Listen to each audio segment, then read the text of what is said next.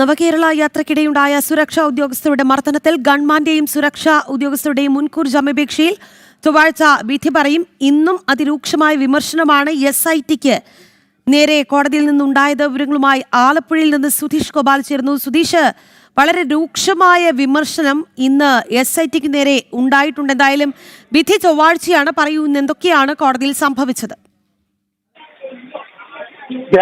ഇന്നും ഈ മുൻകൂർ ജാമ്യാപേക്ഷയിന്മേലുള്ള വാദം ആരംഭിക്കുമ്പോൾ തന്നെയാണ് കോടതിയുടെ ഭാഗത്തു നിന്നും ഈ അന്വേഷണ സംഘത്തിനും പ്രോസിക്യൂഷനുമെതിരെ രൂക്ഷമായ വിമർശനമുണ്ടായത്. അതിന്റെ കാരണം ഇന്ന് കോടതിയിൽ സമർപ്പിച്ച 11 മണിയോടക്ക് ശേഷം കോടതിയിൽ സമർപ്പിച്ച റിപ്പോർട്ടിനെ കുറിച്ചുള്ള വാർത്തകൾ, അതിൽ കൃത്യമായി ആ വിശദാംശങ്ങൾ പല പത്രങ്ങളിലും ഇന്ന് അച്ചടിച്ചു വന്നിരിക്കുന്നു. അപ്പോൾ കോടതിയിലേക്ക് നൽകാൻ 3-ാം തീയതി നിർദ്ദേശിച്ച് 6-ാം തീയതി കോടതിയിൽ ആ റിപ്പോർട്ട് നൽകുന്നതിന് മുമ്പ് മാധ്യമങ്ങൾക്ക് ഈ വിവരങ്ങൾ ചോർത്തിക്കൊടുത്തത് എന്തുദ്ദേശത്തോടെയാണ് എന്ന് ചോദിച്ചുകൊണ്ടാണ് രൂക്ഷമായ ഭാഷയിൽ വിമർശിച്ചത്. അതുപോലെ തന്നെ 30-ാം തീയതി രാവിലെ കോടതിയിൽ, അതായത് മജിസ്ട്രേറ്റ് കോടതിയിൽ ഒരു അഫിഡവിറ്റ് ഈ റിപ്പോർട്ട് നൽകിയിരുന്നു അന്വേഷണ സംഘം. എന്നാൽ അതിനുശേഷം ഈ പ്രതികൾ ജാമ്യത്തിനെ സമീപിച്ചതോടെ അതിന് വിരുദ്ധമായി മറ്റൊരു റിപ്പോർട്ട് മണിക്കൂറുകൾക്കുള്ളിൽ കൊടുത്തു. അതിൽ 308 വകുപ്പടക്കം ചുമത്തുന്ന സാഹചര്യമുണ്ടായി. ഇത്തരത്തിൽ ഒരു നടപടിയിലേക്ക് പോയത് എന്തടിസ്ഥാനത്തിലാണ് എന്നതാണ് കോടതി ചോദിച്ചത്.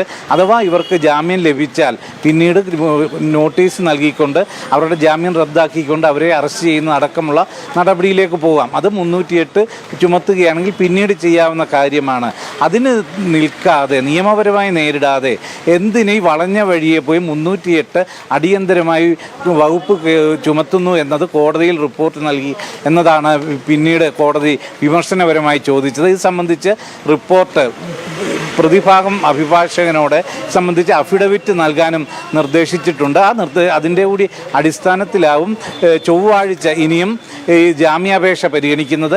ചൊവ്വാഴ്ചയാവും ഇതിൻ്റെ വിധി പ്രസ്താവം ഉണ്ടാവുക. ഇന്ന് ഇത് സംബന്ധിച്ച് ഈ മർദ്ദനമുണ്ടായതിൻ്റെ ദൃശ്യങ്ങളും കോടതി വിശദമായി പരിശോധിച്ചു. അതിൽ 2 കാര്യങ്ങളാണ് കോടതി പ്രധാനമായും പരിശോധിച്ചത്. ഒന്ന്, പോലീസിന് അനുവദിച്ചിരിക്കുന്ന ആയുധമാണോ ഉപയോഗിച്ചത്, മറ്റൊന്ന് ഇത്തരത്തിൽ തലയ്ക്ക് ബോധപൂർവം മർദ്ദിക്കുകയായിരുന്നു തുടങ്ങിയ കാര്യങ്ങൾ പലതവണ ഈ ദൃശ്യങ്ങൾ കണ്ടത്.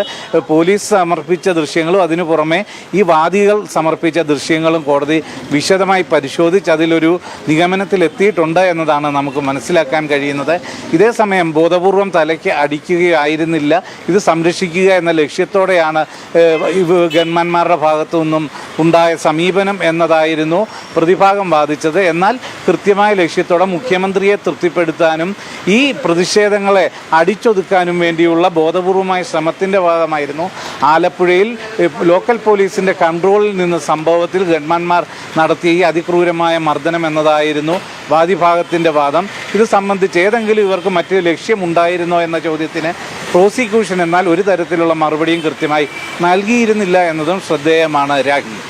ശരി സുധീഷ്, എന്തായാലും ആലപ്പുഴയിലെ ഗൺമാന്മാരുടെ മർദ്ദനത്തിൽ ഇന്നും SITക്ക് നേരെ ഉയർന്നത് അതിരൂക്ഷമായ വിമർശനങ്ങളായിരുന്നു. കോടതി ചൊവ്വാഴ്ച വിധി പറയും എന്നുള്ളതാണ് സുധീഷ് ഗോപാൽ പങ്കുവച്ച വിവരം.